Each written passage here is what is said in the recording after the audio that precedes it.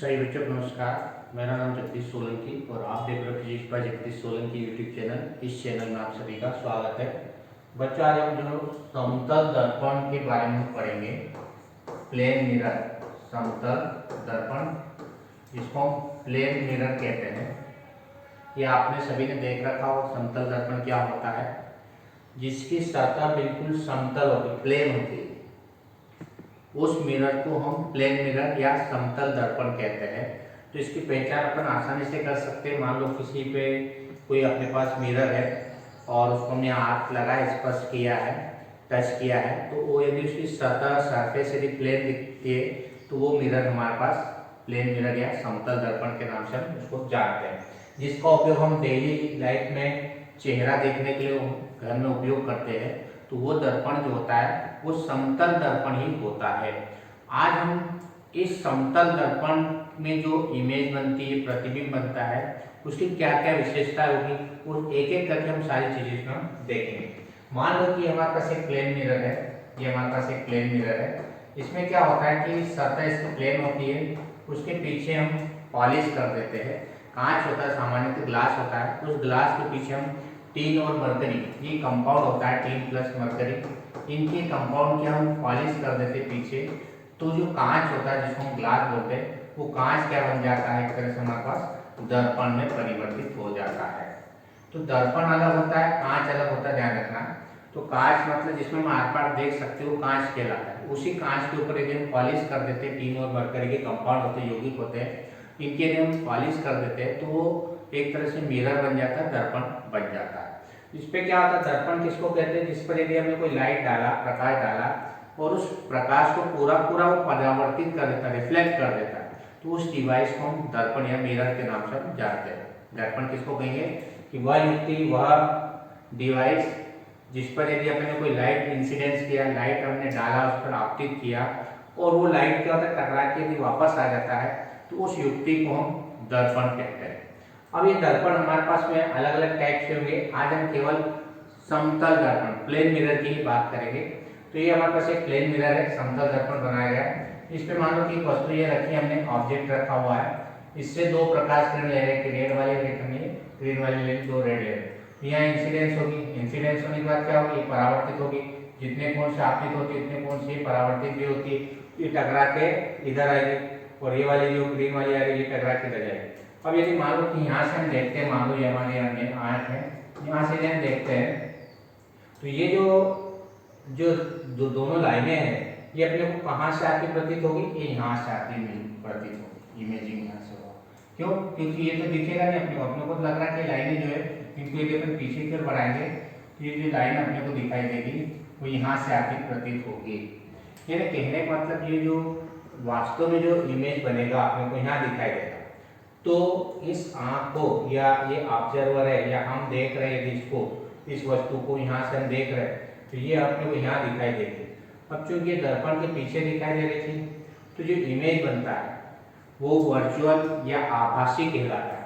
तो जब इस प्रकार से प्रकाश किरणें मिलती नहीं है और उसको हम पीछे डेजे से बढ़ाते हैं तो जो इमेज बनता है उस इमेज को हम आभासी या वर्चुअल के नाम से जानते हैं, वर्चुअल। तो इमेज हमेशा कैसा बनेगा, आभासी या वर्चुअल बनेगा। मतलब प्रकाश किरण मिलेगी नहीं, उसको हमको मिलाना पड़ता है। तो जब भी दो प्रकाश किरण जिस स्थान पर मिलती है वहाँ पर इमेज बनता है, प्रतिबिंब बनता है। ये दो प्रकार के होते हैं, एक तो होता है वास्तविक जिसमें प्रकाश किरणें मिलती है, यदि प्रकाश किरणें आगे बढ़ने पर यदि मिल जाती है तो वो वास्तविक कहलाती है, क्योंकि मिलेगी नहीं, क्योंकि इधर चौड़ी होती जाएगी तो इसको हमने पीछे की ओर बढ़ाएंगे और पीछे की ओर जब बढ़ती है तो इमेज बनता है, प्रतिबिंब जो बनता है वो आभासी या वर्चुअल प्रतिबिंब बनता है। अब इसमें जो मेन विशेषता ये होती है कि जितना बड़ा हमने ऑब्जेक्ट लिया, वस्तु ली, उतना उतना प्रतिबिंब बनेगा। जैसे कि यहाँ बना रखा कि ये हमारे पास वस्तु है, ये ऑब्जेक्ट है, वस्तु है, तो एक प्रकाश के लिए जा रहे सीधी, तो सीधी जाएगी, टकरा के वापस आ जाएगी। लंबवत जाने वाली क्या होती है, वापस आ जाती है, रिटर्न हो जाती है। और एक प्रकाश किरण ये हमने इधर डाली, ये डाली, तो अब देखो ये वाली और ये वाली, ये दो प्रकाश किरणें हैं, तो ये तो सीधी निकल जाएगी। अब ये वापस रिफ्लेक्ट होकर इस डायरेक्शन में आ जाएगी, तो इसको हमने पीछे की ओर बढ़ाया, पीछे की ओर बढ़ाने पर ये यहाँ पर दोनों मिलती है तो जहाँ पर दोनों किरणें मिलेगी वहाँ पर उस वस्तु का प्रतिबिंब बनता है, ये अपने को मालूम होना चाहिए। तो अब ये जो समतल दर्पण होता है उसकी क्या विशेषता होती है प्रतिबिंब की, कि जितनी बड़ी वस्तु होगी उतना बड़ा ही प्रतिबिंब बनेगा। यहाँ पर बता रखा ये वस्तु वाइड साइज है, बिंदु के आकार की, तो इसका प्रतिबिंब भी बिंदु के आकार का बन रहा है। वस्तु को कहीं पे भी आप रखो, कहीं पास ले जाओ, दूर ले जाओ, या ऊपर ले जाओ, नीचे ले जाओ, कहीं पे भी यदि वस्तु को ले जाएंगे तो उसका प्रतिबिंब हमेशा वस्तु के बराबर ही बनेगा और आभासी बनेगा, सीधा बनेगा। समतल दर्पण हम देखते हैं तो प्रतिबिंब कैसा बनता है, सीधा बनता है, जैसे ये वाली दिखाई दे रही, ऐसे कैसे इधर भी दिखाई दे रही। तो मेन विशेषता होगी एक आभासी वर्चुअल, दूसरा वस्तु के साइज का बनेगा, ऑब्जेक्ट और इमेज दोनों एक ही इक्वल साइज के होंगे। तीसरा हमने देखा कि जो बनता है वो सीधा बनता है, डायरेक्ट जिसको हम बोलते हैं, या वर्चुअल रिफ्लेक्शन है। एक चीज इसमें ये ध्यान रखना है कि यदि दर्पण में अपने को अपना पूरा प्रतिबिंब देखना है, मान लो कोई दर्पण है, मिरर है और हमारे सामने लगा हुआ, तो यदि हमको पाँव से लगा के सिर तक का इमेज उसमें पूरा देखना है तो इसमें कंडीशंस होती है, इमेज बना रखी है इसमें, कि जो दर्पण की जो हाइट होती है, मिरर की जो हाइट होती है, वो जो व्यक्ति है या जिसको हम देख रहे हैं जिसका पूरा इमेज देखना, उसकी हाइट का आधा होना चाहिए। यानी मिरर की हाइट, जो व्यक्ति है उसका यदि पूरा प्रतिबिंब आप देखना चाहते हो तो उसकी हाइट का क्या होना चाहिए, आधा होना चाहिए। मान लो कि 6 फुट का व्यक्ति है, तो यदि मान लो उसमें अपना पूरा इमेज देखना है तो उसके लिए उस दर्पण की हाइट 3 फीट के लगभग होना चाहिए, तभी वो पूरा उसमें दिखाई देगा। तो ये कंडीशन अपने को मालूम होना चाहिए। तो पहली विशेषता में देखिए सीधा बनेगा और आभासी बनेगा। क्या बनेगा, वर्चुअल और इरेक्ट बनेगा, सीधा और आभासी। दूसरा वस्तु के बराबर बनेगा, जैसा हमने बताया कि ये ऑब्जेक्ट ये इमेज दोनों बराबर इक्वली होंगे। तीसरा हमने देखा दर्पण के उतनी दूरी पर बनता है जितनी दूरी के सामने वस्तु रखी, जितनी दूरी पर वस्तु रखी होती है प्रतिबिंब भी उतनी दूरी के पीछे बनेगा। फिर चौथा, ये पार्श्व परिवर्तित होता है। अब पार्श्व परिवर्तन क्या होता है, जिसको हम लेटरल इन्वर्सन बोलते हैं, लेटरल रिवर्स बोलते हैं। इसमें क्या होता है, जैसे यहाँ पर बता रहा है लेटरल रिवर्स, जिसको हम पार्श्व परिवर्तित बोलते हैं। जैसे मान लो कि हमने हमारा राइट हैंड ऊपर किया है तो इमेज का लेफ्ट हैंड अपने को ऊपर कर दिखाई देगा। और जैसे यहाँ एम्बुलेंस लिखा रहता है कि एम्बुलेंस से उल्टा लिखा रहता है, आपने देखा होगा एम्बुलेंस में, ऐसा क्यों, क्योंकि उसमें पार्श्व इन्वर्सन होता है। जब हम दर्पण में देखते हैं तो वो इधर से पड़ता है उल्टी तरफ, जैसे RED रेड लिखा हुआ तो ये दर्पण में देखेंगे कि RED ऐसा लिखा मिलेगा अपने को उल्टी तरफ से, मतलब इसको बोलते हैं पार्श्व इन्वर्सन। उल्टा नहीं कह सकते, इसके पार्श्व बदल जाते हैं, दाएं वाला बायां हो जाता है, बायां वाला दायां, राइट वाला लेफ्ट हो जाता है, लेफ्ट वाला राइट हो जाता है। इमेज में हमारा राइट है तो इमेज का लेफ्ट हो जाएगा और हमारा लेफ्ट है इमेज का राइट हैंड हो जाएगा। तो इसको बोलते हैं इन्वर्सन, पार्श्व इन्वर्सन या लेटरल रिवर्स भी नाम से हम जानते हैं। आपतित किरण का जो कोणीय विचलन होता है, मतलब ये जो आपतित किरण होती है जिसको हम आपतित किरण बोलते हैं, इंसिडेंस रेज बोलते हैं, आपतित किरण, इसको आपतित किरण बोलते हैं, जो आती है प्रकाश किरण टकराती है दर्पण के ऊपर। ये दर्पण होता है, ये मिरर हमारे पास, ये आपतित किरण, ये परावर्तित किरण कहलाती है, परावर्तित किरण कहलाती है। और ये जो लाइन खींचते हैं इसको हम अभिलंब बोलते हैं, नार्मल, अभिलंब, इसको नार्मल कहा जाता है, अभिलंब। और ये जो कोण बनता है आपतित किरण और अभिलंब के बीच बनने वाला कोण आपतन कोण कहलाता है, और ये परावर्तित किरण है और ये अभिलंब, इसके बीच बनने वाला कोण परावर्तन कोण कहलाता है।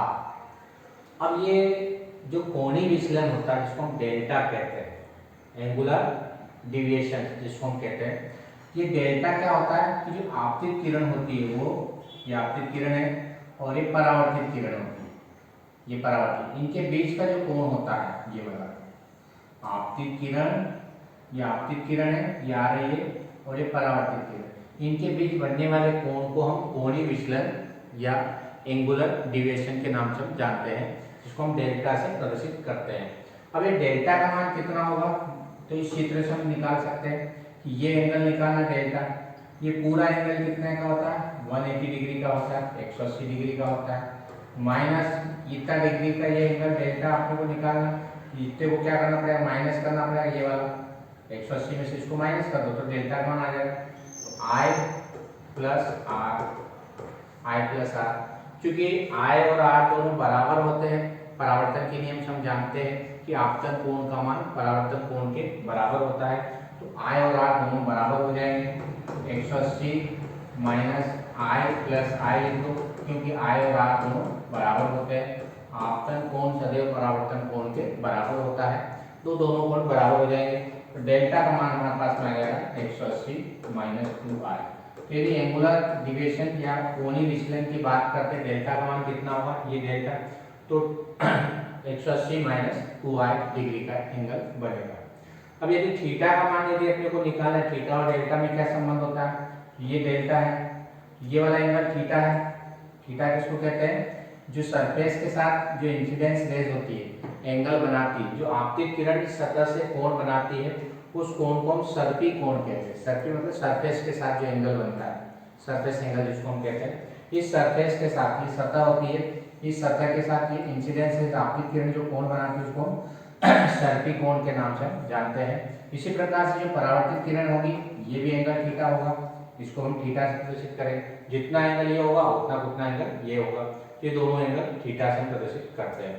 अब ये थीटा का जो मान होता है, ये थीटा इक्वल टू डेल्टा का मान किसके इक्वल हो जाएगा, डेल्टा इक्वल टू ये एंगल कितना है, थीटा है, थीटा। इस डेल्टा में ये एंगल भी है यहाँ से और ये एंगल भी है। यदि ये एंगल थीटा है, ये सामने वाला एंगल भी थीटा ही होगा, क्योंकि ये शीर्षाभिमुख कोण होता है, करस्पॉन्डेंस एंगल, ये इधर वाला, ये इधर वाला, ये दोनों शीर्षाभिमुख कोण कहलाते हैं। तो दो लाइनों को यदि एक लाइन काटती है, ये वाला एंगल और ये वाला एंगल सेम होगा। यदि ये थीटा है, ये भी थीटा ही होगा। ये एक लाइन है और इस लाइन को ये लाइन काटती है, यदि ये थीटा है, ये भी थीटा ही होगा। तो ये थीटा है, तो ये थीटा है, तो theta plus theta equal to 2 theta हो जाएगा। तो ये जो विचलन कोण होता है, ये स्पर्शी कोण का डबल होता है। जो सर्फी कोण होता है, जिसको अपन थीटा से प्रदर्शित करते हैं, उसका डबल होता है। अब इसमें एक चीज ध्यान रखना, समतल दर्पण में मनुष्य को अपना पूरा प्रतिबिंब देखने के लिए, मान लो कि व्यक्ति को अपना पूरा प्रतिबिंब देखना है, तो क्या करना पड़ेगा, उसको जो है हमारे पास में उसकी जो हाइट होगी दर्पण की, वो दर्पण की हाइट इस व्यक्ति की हाइट के या वस्तु की हाइट के आधी होना चाहिए। ये मैंने पहले बता दिया कि यदि व्यक्ति को अपना पूरा प्रतिबिंब कांच में देखना, मिरर में देखना है, तो उस मिरर की जो हाइट होती है व्यक्ति की हाइट की आधी होना चाहिए। यदि 6 फीट का व्यक्ति है तो दर्पण 3 फीट का होगा, तभी उसमें पूरी इमेज दिखाई देगी। ये पॉइंट नोट करना अपने को। फिर यदि दर्पण v वेग से चलता है तो स्थिर वस्तु का प्रतिबिंब 2 वेग से चलेगा। यदि दर्पण v वेग से चल रहा है तो स्थिर वस्तु का प्रतिबिंब 2 वेग से गति करता है। और इसमें एक मोटा दर्पण होता है, उसमें कई प्रतिबिंब दिखाई देते हैं, और उसमें जो द्वितीय प्रतिबिंब होता है वो चमकीला होता है। ये चीज नोट कर लेना कि कंपटीशन में पूछी जाती है कि द्वितीय प्रतिबिंब सबसे ज्यादा चमकीला होता है। अब यदि मान लो कि दो दर्पण है हमारे पास, दोनों एक दूसरे से थीटा कोण बनाकर रखेंगे। मान लो कि ये दर्पण है, ये दर्पण एक ही दर्पण है, ये दोनों की ये मिरर हमारे पास और ये दूसरा मिरर है, ये मान लो कि थीटा कोण बनाकर रखे गए, एक दूसरे के साथ थीटा कोण बनाकर रखे गए, तो इनमें प्रतिबिंब कितने बनेंगे, प्रतिबिंबों की संख्या बताना पड़ती है। ये इंपॉर्टेंट क्वेश्चन से पॉइंट है। तो प्रतिबिंबों की संख्या निकालने के लिए एक फार्मूला होता है। वो फार्मूला क्या होता है कि प्रतिबिंबों की संख्या n बराबर 360 बटे थीटा माइनस 1। अब ये 360 बटे थीटा हम इस तरह से चेंज करेंगे, यदि थीटा का मान सम आता है, सम मतलब जैसे 60 से हमने इसको डिवाइड किया, मान लो कि 360 को हमने 60 डिग्री एंगल बन रहा दोनों के बीच में, मान लो 60 डिग्री का एंगल बन रहा, तो कितना आया 6 ये सम संख्या आ गई, इवन नंबर आ गया। तो जब भी इवन नंबर आ जाए प्रतिबिंबों की संख्या, तो उसमें से एक माइनस करना है, तो कुल प्रतिबिंब 5 बनेंगे। क्या करना है, मान लो कि 60 डिग्री का दो कोण दिया होगा, दो दर्पण के बीच में 60 डिग्री का एंगल बन रहा है, और आपको पूछे कि प्रतिबिंबों की संख्या कितनी होगी, इमेज कितने बने, नंबर ऑफ इमेज कितने होंगे। तो क्या करना, 360 में 60 से डिवाइड करना, 6 आ जाएगा, और 6 में से एक माइनस कर देना, तो इन्हें 5 इमेज इसमें बनेंगे। लेकिन यदि मान लो कि ये जो नंबर है ये और आ जाएगा, और आया जैसे मान लो कि 60 ना देते 40 एंगल देते, तो 360 बटे 40 तो 936 9 इमेज बनेंगे। और 9 इमेज बनेंगे कि 8 बनेंगे अपने को पता लगाना है। n का मान आ गया 36, 6 9 आ गया। 9 कौन सी संख्या है, और नंबर मतलब विषम संख्या, सम आ जाए तो एक घटा देना, कोई दिक्कत नहीं। लेकिन विषम आए तब क्या करना? विषम में दो कंडीशन क्या? यदि विषम में मान लो दो मिरर है, दो दर्पण है और बीचों बीच में भी वस्तु रखी है, यहाँ पे यदि बीचों बीच में वस्तु रखी है, सिमेट्री है, सिमेट्री मतलब दोनों तरफ से बीचों बीच में रखी है, ये दोनों मिरर है और इसके ठीक बीच में वस्तु रखी है, तब उस स्थिति में जैसे मान लो 60 डिग्री का कोण है, 40 का जो भी है, ये 40 ये 20 डिग्री का कोण है, ये नीचे का, और ये भी 20 डिग्री का कोण है, ऐसा आ गया 20 40 डिग्री का एंगल है। तो 20 डिग्री के एंगल पर वस्तु रखी है इस दर्पण से उस दर्पण से, तब उस स्थिति में यदि सममित है, सममित मतलब सिमेट्री है, तो उसमें से एक माइनस कर देगा, यानी 9 में से एक माइनस कर देंगे तो टोटल इमेज कितने रहेंगे? 8 हो जाएगा। यदि सिमेट्री है तो -1 करना, और यदि सिमेट्री नहीं है, मान लो कि ये जो वस्तु रखी है यहाँ रखी है, मतलब ये इससे 30 डिग्री के एंगल पर रखी है और इस पे 10 डिग्री के एंगल से रखी है, इस प्रकार से वस्तु रखी है, दोनों के एंगल अलग अलग है, तब उस स्थिति में अपने को -1 नहीं करना है। ये चीज नोट कर लेना कि 360/40 = 9 हो जाएगा, तो 9 इमेज बनेंगे। कब? जब ये बीचों बीच में नहीं रखी हो, 30 डिग्री के एंगल से या 20 डिग्री के एंगल से नहीं रखी हो तब। तो ये दो कंडीशन अपने को ध्यान रखना है। यदि सम आए तो कोई प्रॉब्लम नहीं, जैसे 60 डिग्री का आया एंगल लिया तो 6 आ जाएगा, 6 में से कम कर देना तो 5 इमेज बनेगी। यदि मान लो 40 डिग्री का एंगल दे दिया, अब 40 डिग्री से 360 को डिवाइड करेंगे तो 9 आएगा। अब 9 विषम संख्या है, अब विषम है तो कंडीशन रहेगी कि बीच में रखी है कि नहीं, बीच में यदि रखी हो तो क्या करना? -1 कर देगा तो 8 प्रतिबिंब आ जाएगा, और यदि बीचों बीच में नहीं है, असममित है, ऊपर नीचे मान लो सेंटर में नहीं है, सिमेट्री नहीं है, तो उसमें से -1 नहीं करना, टोटल 9 प्रतिबिंब ही बनेंगे। ये चीज नोट कर लेना। यदि दोनों दर्पण एक दूसरे से समांतर रखे हो, मतलब 0 डिग्री के एंगल पर रखे हो, मान लो कंडीशन आ जाती है कि दोनों दर्पण एक दूसरे से 0 डिग्री पर, तो थीटा का मान 0 डिग्री रखेंगे तो 360/0, 0 का किसी में डिवाइड करता तो इंफिनिटी आता, अनंत आता। तो जब दो दर्पण 0 डिग्री पर रखे हो तो उनमें अनंत प्रतिबिंब दिखाई देंगे, इंफिनिटी होगा। तो ये चीज नोट कर लेना। यदि कोई वस्तु स्थिर दर्पण से सापेक्ष विवेक से चलता है तो प्रतिबिंब भी दर्पण के सापेक्ष विवेक से चलेगा। यदि दर्पण विवेक से चल रहा है तो प्रतिबिंब भी दर्पण के सापेक्ष विवेक से ही चलेगा। जब दर्पण वस्तु से d दूरी पर दूर हटता है तो प्रतिबिंब जो का विस्थापन जो होगा वो 2d दूरी पर विस्थापित हो जाएगा। ये दोनों पॉइंट नोट करना है अपने को। नेक्स्ट इसके उपयोग दे रखे कि इसके उपयोग कहाँ कहाँ होते हैं समतल दर्पण का। तो पहला उपयोग लुकिंग ग्लास, जो कि हम ड्रेसिंग टेबल के में इसका उपयोग करते हैं, देखने के लिए इसका उपयोग करते हैं। ड्रेसिंग टेबल में इसका उपयोग करते हैं, देखने के लिए। ड्रेसिंग टेबल पहला उपयोग, ड्रेसिंग टेबल। दूसरा उपयोग इसमें दे रखा है सोलर कुकर। सोलर कुकर ये हमने देखा है, सोलर कुकर में इसका उपयोग किया जाता है। तो मान लो आ जाए समतल दर्पण का उपयोग लीजिए। पहला देखने के लिए, जिसको हम ड्रेसिंग टेबल कहते हैं, ड्रेसिंग ग्लास बोलते हैं सोलर कुकर में। तीसरा पेरिस्कोप में, जिसको हम क्या बोलते हैं, पनडुब्बी बोलते हैं। पनडुब्बी, पनडुब्बी जो पानी के अंदर रहती है, पता लगाने के लिए इसका उपयोग करते हैं। यहाँ से रेज आती, किरणें आती, टकरा के इस दर्पण पे आती और ये टकरा के हमारी आंख तक पहुंच जाती है। यहाँ पे दो दर्पण लगे होते हैं, एक दर्पण ये मिरर लगा होता है और एक मिरर इधर लगा होता है, दो दर्पण लगे होते हैं। ये पनडुब्बी कहलाती है। पानी में इसका उपयोग किया जाता है देखने के लिए। फिर इसका उपयोग कैलिनॉइड, इसको कैलिनॉइड स्कोप के रूप में, जो अलग अलग कलर दिखाई देते हैं, बच्चों के खिलौने टाइप आता है, तो इसको हम बहुदर्शी के नाम से जानते हैं, बहुदर्शी। तो ये चार उपयोग विशेषकर ड्रेसिंग टेबल, पनडुब्बी में, सोलर कुकर में, बहुदर्शी के रूप में और साइंटिफिक इंस्ट्रूमेंट के रूप में भी इसका उपयोग किया जाता है। तो इस तरह से इसका उपयोग अपने को मालूम होना चाहिए। यदि वीडियो आपको अच्छा लगता है तो आप इस चैनल को सब्सक्राइब करें, अपने दोस्तों के साथ वीडियो को शेयर करें और बेल आइकन के बटन को प्रेस करें ताकि आने वाली वीडियो की नोटिफिकेशन आप तक पहुंच जाए। धन्यवाद।